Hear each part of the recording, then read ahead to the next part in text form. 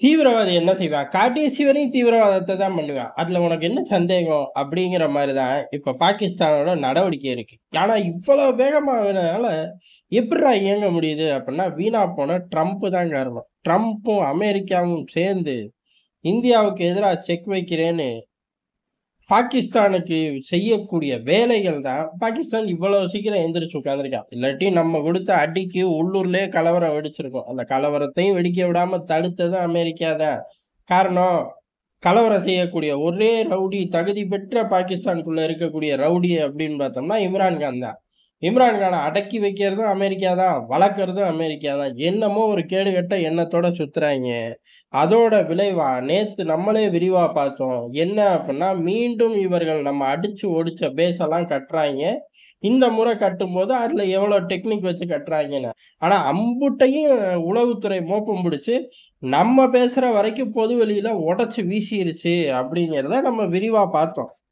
இப்ப இவ்வளவு அடி குடுத்துக்கிட்டு இருக்கோம். இதுக்கு பத்தாது அப்படின்னு புது புது ஆயுதங்கள எல்லைக்கு கொண்டு போறதுலயும் தீவிரமா காட்டிக்கிட்டு இருக்கோம். அத 2 நிமிஷம் கழிச்சு பார்ப்போம்.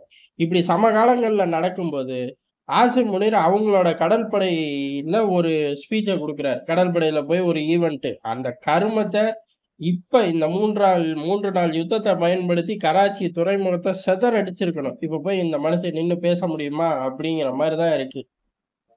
தீவிரவாதி ஆசிம் முனீர். சரி அங்க போய் என்ன நின்னு பேசுறான்? அங்கேயும் அதே காஷ்மீர் விவகாரத்த தான் பேசுறான். இந்தியா அவங்க ஊருக்குள்ள போய் தேவையில்லாம அடிச்சிருச்சாமா. தேவையில்லாம அடிச்சா அப்பயே திருப்பி அடிக்க வேண்டியது தானடா ஆம்பள. வெட்டிப்பயலே. பங்கர விட்டு வரவே இல்ல. இந்தியா தாக்குறோம் அப்படின்னு அறிவிச்சதுலருந்து பங்கருக்குள்ள ஓடி போனவன் தான். ஒரு அறிக்கை இல்லையே. பங்கருக்குள்ள இருந்து இப்ப கமேனிலாம் பங்கர்ல தான் இருக்காரு. நாட்ட இயக்குறதுல அறிக்கை வர்றதில்ல. ஃபுட்டேஜாவே வெளியிடுறாரு மனுஷன். இவன்லாம் அவரு ஒரு நாட்டோட தலைவன். இவன் தீவிரவாத கூட்டத்தோட தலைவன். அட்மார்க் தீவிரவாதி. 2யும் கம்பேர் பண்றது நம்ம தப்புதான். சமகாலத்துல நடந்த ஈவென்ட் அப்படின்னு அத அப்படியே மேற்கோள் பார்த்தோம். சரி ரைட். ஜம்மு காஷ்மீர பத்தி தான் மீண்டும் பேசியிருக்கான். காஷ்மீர் பத்தி எப்படி ஏற்கனவே பஹல்காம் தாக்குதலுக்கு முன்னாடி பேசினானோ, அதே டோன்ல திரும்பவும் பேசியிருக்கான். அதனால இந்தியா உஷாரா இருக்க வேண்டிய காலகட்டம். ஆனா அந்த தக்கூரி படு உஷாரா இருக்கணும். ஏன் அப்டின்னா, அந்த தக்கூரி மீண்டும் பேச கட்டுறது பூரா என்னைக்கு செங்கல ஊன்றாய்ங்க, எந்த மேஸ்திரிய வச்சு செங்கல ஊன்றாய்ங்கன்னு மொதற்கொண்டு நம்ம கண்டுபிடிச்சு வச்சிருக்கோம். கண்டுபிடிச்சு வச்சதெல்லாம் எங்களுக்கு சீக்ரெட் ஒண்ணும் கிடையாது. நீ எத்தன தடவ வேணாலும் யூனிட்ட மாத்திக்க. மாத்தும்போதே எங்களுக்கு தகவல் வந்துருங்கிறக்காக தான் பொது வெளியிலேயே போட்டு உடைச்சு விட்டது.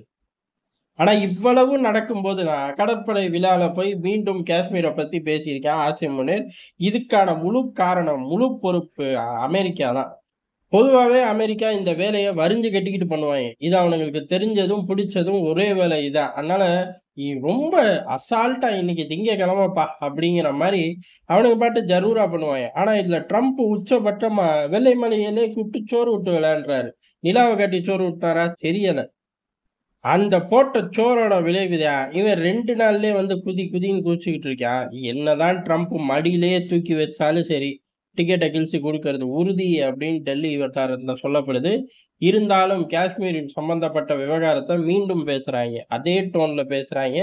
இன்னொரு பக்கம் தீவிரவாதிகள தயார் பண்றார்கள். இப்ப கடுமையான உஷாரா இந்தியா இருக்க வேண்டிய நிலைமைக்கு வந்துட்டோம். 3 நாள் அடிச்சா, ஏறக்குறைய 1 வருஷத்துல இருந்து 2 வருஷம் அமைதி காப்பாய்ங்க அப்படிங்கிறது தான் அப்பவே எல்லாராலும் சொல்லப்பட்டுச்சு. ஆனா, ஆசிம் முனருக்கு ஃபீல்டு மார்ஷல் அப்படின்னு குடுத்ததுக்கு அப்புறம், இவனுங்க 1 1/2 வருஷம்லாம் தாக்கு பிடிக்க மாட்டாய்ங்க. நம்ம ஒரு 6 மாசத்திலேயே உஷாரா இருக்க ஆரம்பிச்சிரணும் அப்படின்னு பார்க்கப்பட்டுச்சு. ஆனா, வீணா போன ட்ரம்ப் வெள்ளை மாளிகையில கூப்பிட்டு சோறு ஊட்டுனதுக்கு அப்புறம், அந்த 6 மாசமும் குறைஞ்சு 6ஏ நாள் அப்படிங்கிற மாரி வந்துருச்சு. அந்த ஆள் சோறு ஊட்டுனதுல இருந்து 6 நாளுக்குள்ள வந்துருச்சு. என்னைக்குமே அமெரிக்கா இம்சை அப்படிங்கிறது இதுலருந்து தெள்ளத் தெளிவா தெரியும். எல்லாருக்கும் இம்சை. அமெரிக்கா இம்சப்படுத்தாத ஒரே ஆள் யாரு அப்படின்னு கேட்டா, சத்தியமா யாரும் இல்லடா அப்படின்னு எல்லாரும் ஒண்ணா கத்துவாய்ங்க. பிரிட்டனும் சேர்ந்து கத்துவான் அதுல. அப்பேற்பட்ட அமெரிக்கா திருந்தப் போறதே இல்ல. நம்ம தான் பக்கத்துல உள்ள பாகிஸ்தான ஒழிச்சு கட்டிறணும். அப்புறம் சீனாவோட சேர்ந்து கொஞ்சுவியோ அப்படிங்கிற மாரி ட்ரம்ப நம்ம எதிர்த்து கேட்க வேண்டிய காலகட்டம் வந்துருச்சு. அத நோக்கி இந்தியா போச்சு அப்படின்னா, இந்தியாவுக்கு பிரச்சனைகள் கம்மி. டார்கெட் அச்சீவ் பண்ணிட்டோம் அப்படின்னா, பிரச்சனையே இல்ல அப்படின்னு சொல்லிட்டு போயிரலாம். அத நோக்கி அரசாங்கங்கள் போகணுங்கிறது ஒட்டுமொத்த இந்தியர்களோட கோரிக்கை.